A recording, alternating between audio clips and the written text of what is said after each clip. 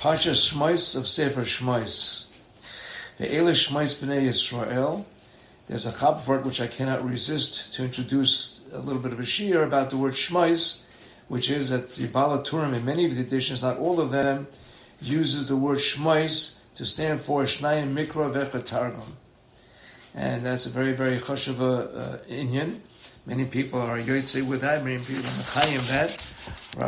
Rav Chaim Kanivesky was very, very makpid on Shnayim Mikra Vecha Targum. He always did it on Friday. He didn't want to be matriach his family to wait for him either by the Sudas by Friday night or by the morning. So he did Shnayim Mikra Vecha Targum on top of all of the other chayvas that he had to do. He did Shnayim Mikra Vecha Targum, and he did it the way that I do it, not because he did it my way, but I do it his way, which is Mikra, Targum, and Mikra. He did the Targum between the two of them. He felt that it was important to do the Targum so he understood it better, that the second time he did Mikra, he would be Yotze on a higher Madrega. So that's just a very small introduction to the topic of Shemos, which are names. Names are a very chashuv item in Klal Yisrael. People know the Medrash that there's a small inyan of Ruach HaKodesh that parents have when they give a name, that you have to really ask for Siyata D'Shmaya, but that with Ruach HaKodesh to give a name which is appropriate to a child, number one. Number two, the Gemara says in Masechta Brachos that the name has a tremendous effect on a person. A, it will affect him, but B, it also is a reflection of how that person is going to be for his whole life. So therefore, Rav Meir in the Gemara would get the name of the person that he was meeting, and he'd be able to tell how he would talk to them and how he would be misasek with them and to deal with their shilas and their issues. Okay? The inyan of the Ruach HaKodesh coming in to make a parent make the right choice is from the Arizal. It's not Stamazoi, a vertel from somebody. It's the Arizal, and it's an important thing. Then I mentioned, or I should say, that Rav Chaim said that parents should give their children normal names and not cause them to be embarrassed. And both the Chazon Ish and the Stipler were very stark on that inyan.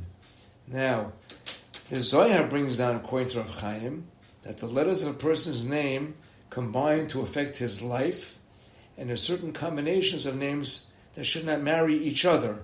And these are secrets of Ruach HaKodesh, and we really don't know how to deal with that. There are actually people out there who claim that they know how this works, and Rav Chaim was very stark about saying that we should never consult these people.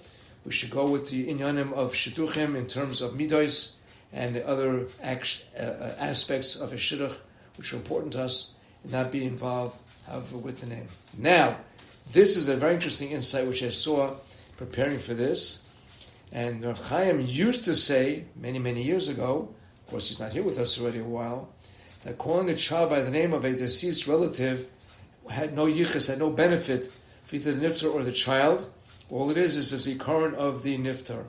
Later on he changed that. He was big enough and he said he revised it, as we have in the Gemara many times when the Gedolim would change their opinion.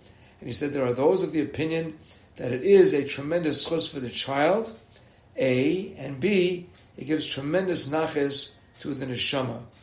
He also said he heard the name of the Chazon Ish. When you call a child by the name of a deceased relative, you're doing a naches and you're doing a toiva for the relative. If you give a name to the child from the Torah portion, you're doing the child a favor. So I think that's quite fascinating. We name some of our children based on the Torah portion, and many of our children we based on relatives or those we felt were choshev to receive such a very, very important name.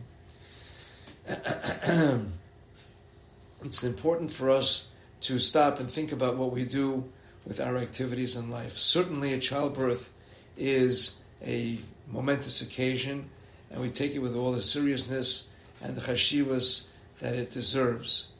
We should take the same seriousness and chashivas with us on a daily basis and say, what am I doing today to increase the covet of Shemayim?